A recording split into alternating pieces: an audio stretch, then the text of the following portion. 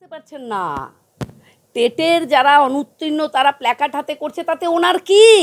ওনার মাল কামানো হচ্ছে উদ্দেশ্য। আপনারা বুঝতে পারছেন না, 26-এর ভোট করা নাড়ছে। ওনার এখন পরিযায়ী শ্রমিকদের ভাতা দিয়ে বাংলায় ফিরিয়ে আনতে হবে। তার কারণ তারা যে অনুপ্রবেশকারী সব থেকে বেশি যে জানেন তিনি মমতা বন্দ্যোপাধ্যায়। যে পরিযায়ী শ্রমিকরা যে অনুপ্রবেশকারী, এটা সব থেকে বেশি যে লোকটা মানে একদম অ্যাওয়ার তিনি মমতা বন্দ্যোপাধ্যায়। তাই তিনি আগে তাদেরকে ফেরত এনে ভোট ব্যাংকটাকে মজবুত করবার চেষ্টা করছেন। ওনার কিচ্ছু এসে যায় না। ওনার কি এসে গেল যে 22,000 শিক্ষককে উনি জুতো পেটা করালেন? ওনার লোক সব্যসাচী দত্ত তার বাহিনী দিয়ে জুতো পেটা করলেন শিক্ষকদের। ভাবতে পারেন, এই পশ্চিমবঙ্গ যেখানে শিক্ষককে, গুরুকে বাবা মায়ের উপরে স্থান দেওয়া হয়, একজন কৃতি ছাত্র গাড়ি থেকে নেমে হেঁটে যাওয়া একজন শিক্ষককে পায়ে হাত দিয়ে প্রণাম করে মাস্টারমশাই কেমন আছেন বলেন, সেই পশ্চিমবঙ্গ, সেই আমার আপনার রাজ্যে আজকে শিক্ষকদের জুতো পেটা করিয়েছে এই মমতা বন্দ্যোপাধ্যায়। সেখানে উনি কেন চাইবেন যে প্ল্যাকার্ড হাতে যারা আন্দোলন করছে তাতে কি ওনার? এই যে কি যেদিনকে 22শে আগস্ট, যেদিনকে আমাদের দেশের প্রধানমন্ত্রী, যশস্বী প্রধানমন্ত্রী এসেছিলেন, আপনারা সবাই নিশ্চয়ই জানেন, সেদিন রাসবিহারী মোড় একেবারে একটা মানে আশা কর্মীদের ইয়েতে ভরে গেছিল। তাদের কি দাবি ছিল? তাদের দাবি হচ্ছে পুজোয় এত টাকা যদি দেয়া যায় তাহলে তাদের বকেয়াটা দেয়া হবে না কেন? ডিএ বকেয়া পড়ে রয়েছে, দেবে না। আশাকর্মীদের বকেয়া পড়ে আছে, দেবে না। উনি কি দেবেন? উনি ভাতা দেবেন। তো ভাতাজীবী এই পশ্চিমবঙ্গের এই যে আন্দোলন, আশাকর্মীরা সেদিন করেছেন আন্দোলন, এরপরে দেখবেন একটার পর একটা মানে যারা যারা বঞ্চিত হচ্ছে তারা প্রত্যেকেই আন্দোলনে নামবে। মাননীয় মুখ্যমন্ত্রীর দাঁড়াবার জায়গা নেই। লজ্জা শরম যদি কিঞ্চিত বেঁচে থাকতো তাহলে উনি এই সমস্তটা দায় স্বীকার করে উনি পদ থেকে নিজেকে সরিয়ে নিতেন। যদি মনে করতেন যে না, এই দায় আমাকে নিতেই হবে, এ দায় আমার। কিন্তু ওনাদের কাছে মাল কামানো ছাড়ার কিচ্ছু নেই, কিচ্ছু নেই। আপনি এই টাকার ভাগ, শান্তিনিকেতন বিল্ডিং, ক্যামাত স্ট্রিট এবং তার সঙ্গে ওই টালির বাড়ি, সুতরাং এটাই একমাত্র উদ্দেশ্য। তাই ওনার এটা নিয়ে বলার কথা দরকার নেই। উনি পরিযায়ী শ্রমিকদের ভোট ব্যাংককে আবার পশ্চিমবঙ্গে ফিরিয়ে আনাটাই ওনার উদ্দেশ্য, তাই উনি সেটা নিয়ে কথা বলছেন।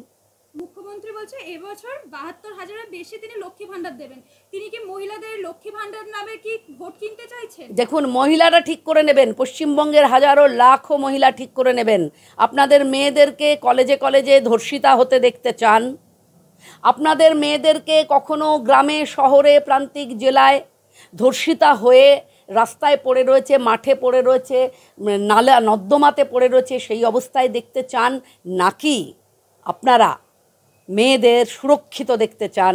আপনাদের ছেলেদেরকে পড়াশুনো শেখার পরে অন্য রাজ্যে চলে গিয়ে ট্যাক্সি চালাতে হচ্ছে, সেইটা দেখতে চান? নাকি আপনাদের কোলের ছেলে বড় হয়ে আপনাদের জীবিকার সন্ধানে এখানেই কাজ করবে এবং বাবা মাকে দেখাশোনা করবে, সেই দিন দেখতে চান? সেটা পশ্চিমবঙ্গের লাখো মহিলা মায়েরা ঠিক করবেন। আমি বাংলার মায়েদেরকে বলবো যে আমার সন্তান আমার কোলের মধ্যেই বড় হবে, সেখানেই সে চাকরি করবে, আমি আমার নাতি নাতনির মুখ দেখব, এই যে জীবনযাপন বাঙালির, এই দিনটা দেখতে চান? নাকি আপনার ছেলে বা মেয়ে কৃতি হবার পরে অন্য রাজ্যে একটা ফোনের জন্য বসে থাকবেন, গোটা পশ্চিমবঙ্গটা বৃদ্ধাশ্রম হয়ে যাবে, এই দিনটা দেখবেন? সেটা আপনারা ঠিক করবেন।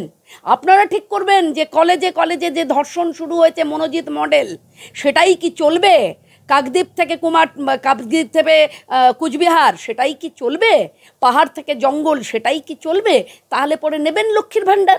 লক্ষ্মীর ভাণ্ডারের এই 1-1.5 টাকা ভিক্ষা নিয়ে যদি মনে করেন এই ভয়ঙ্কর সরকারকে আবার প্রতিস্থাপন করবেন, তাহলে পরে আগামী দিনে নিজের কন্যা সন্তানের দিকে তাকিয়ে কিন্তু কোনো মার কথা বলবেন না, কোনো মার কথা বলবেন না। নিজের মেয়েটার দিকে তাকিয়ে, ভাইজিটার দিকে তাকিয়ে, বোনঝিটার দিকে তাকিয়ে, ভাগ্নিটার দিকে তাকিয়ে কোনো কথা কিন্তু আর বলবেন না, কারণ তাদের এই ভয়ঙ্কর পরিস্থিতির জন্য আপনাদের লোভ ঠেলে দিচ্ছে।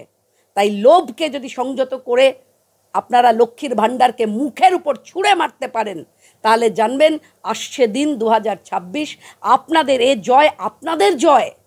এ জয় কোনো রাজনৈতিক এজেন্ডা নয়, এটা মানুষের জয় হবে। এটা বাংলার মানুষ তার ধৃত গৌরব ফিরে পাবে। বাংলার মায়েরা তাদের সন্তানদেরকে নিজের কোলের কাছে রেখে বড় করে তারা তাদের চাকরি বাকরি করে বাবা মায়ের কাছে থাকবে, এদিন তাদের দেখতে হবে। মেয়েরা সুরক্ষিত থাকবে, রাত্রি 10টার সময়ও কাজে থেকে ফেরবার জন্য তাদের ভাবতে হবে না। এটা বলবে তারা, এটা পশ্চিমবঙ্গ, এখানে ভারতীয় জনতা পার্টির সরকার চলছে। এই দিন যদি দেখবেন তাহলে এটা করবেন।